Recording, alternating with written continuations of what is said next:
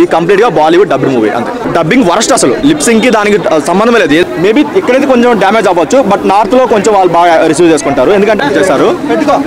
Plus ఏంటి సినిమాలో, minus ఏంటి? ప్లస్ అంటే యాక్షన్ బాక్స్ చాలా బాగున్నాయి అన్న.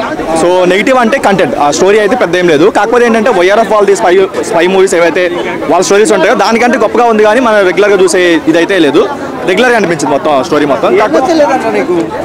బాగానే ఉంది, కాకపోతే ఏంటంటే సెకండ్ హాఫ్ ఎక్కడ ఒక హై మూమెంట్ అలా ఏం లేకుండా ఏంటంటే ఫ్లాట్ స్టోరీలా వెళ్ళిపోయింది. ఎక్కడ ఒక ట్విస్ట్ లా ఏం లేకుండా ఫ్లాట్ గా వెళ్ళిపోయింది. ఓన్లీ ఇంటర్వల్ బ్లాక్ తప్పించి ఎక్కడ ఒక టర్న్ లేకుండా స్లోగా వెళ్ళిపోయినట్టు అనిపించింది. తెలుగు హీరో కదా, బాలీవుడ్ వాళ్ళు డామినేషన్ పెట్టుకున్నారా రితిక్ రోషన్ పై?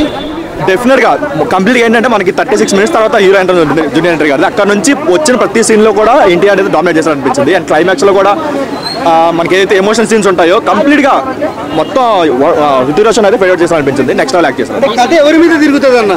కంప్లీట్ గా జూనియర్ ఎన్టీఆర్ ఉంటుంది, మొత్తం centre of attraction junior NTR. కాకపోతే ఏంటంటే రితిక్ రోషన్ ని సెకండ్ హాఫ్ లో కొంచెం తగ్గించారు, తన సీన్స్ అని తగ్గించారు, తన ఎలివేషన్ సీన్స్ తగ్గించారు అనిపించింది. కాకపోతే ఏంటంటే ఓవరాల్ మూవీ వారిగా చూసేటప్పుడు ఇద్దరికి ఈక్వల్ గా న్యాయం అయితే చేస్తారు. మేబీ ఇక్కడైతే కొంచెం డ్యామేజ్ అవ్వచ్చు, బట్ నార్త్ లో కొంచెం వాళ్ళు బాగా రిసీవ్ చేసుకుంటారు, ఎందుకంటే మన ఇక్కడ హీరోగా చూసి సడన్ గా ఆ క్యారెక్టర్ చూసేసరికి కొంచెం డిసప్పాయింట్ అవుతారు ఫ్యాన్స్ వరకు. కాకపోతే నార్త్ వాళ్ళకి అయితే గ్రాండ్ వెల్కమ్ అయితే ఇచ్చాడు. వాళ్ళ వరకు తక్కువ అయిందంటారు మాస్క్. అంటే సిచ్యువేషన్ తగ్గ సాంగ్ అయితే కాదు, ఏదో ఒక సిచ్యువేషన్ పెట్టేసి సాంగ్ పెట్టారు తప్ప అంత ఇదైతే కాదు.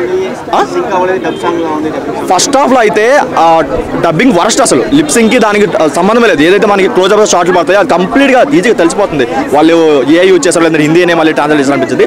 ఒక మాటలో చెప్పాలంటే ఈ కంప్లీట్ గా బాలీవుడ్ డబ్బింగ్ మూవీ అంతే.